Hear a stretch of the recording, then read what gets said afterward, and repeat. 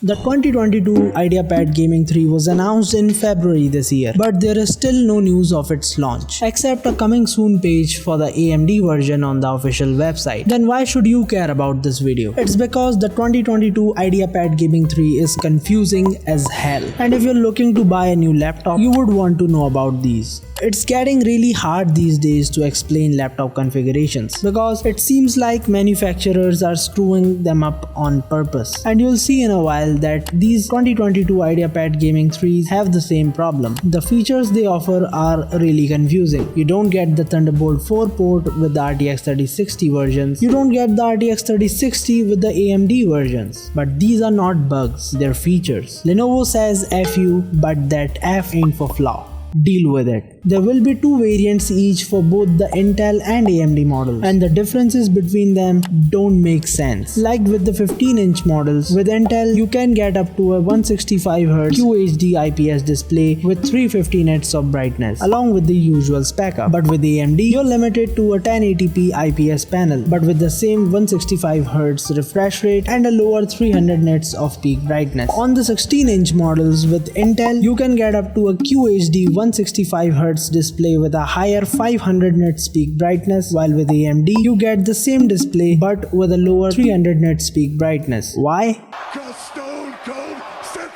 Now comes the great part. If you take the blue pill, you can get up to an RTX 3060 GPU, but you'll have to forego the Thunderbolt 4 port on your machine, as that's just for the models equipped with the RTX 3050 and 3050 Ti. Why? Also, Intel's new Arc 370M GPU will also be an option. And if you're curious,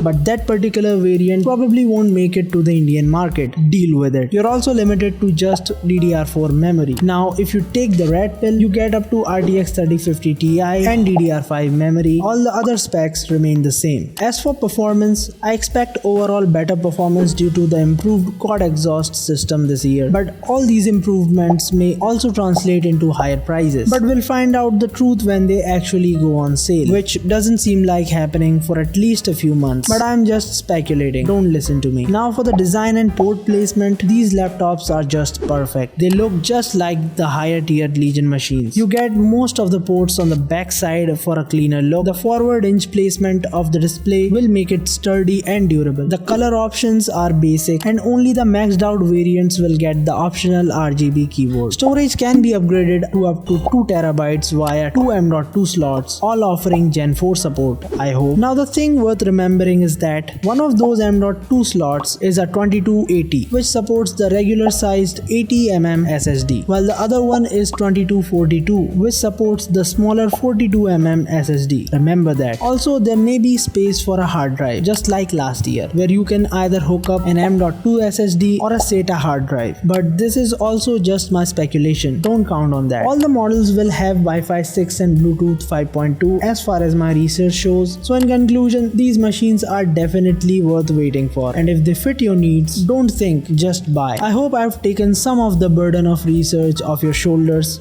Stay wise and click.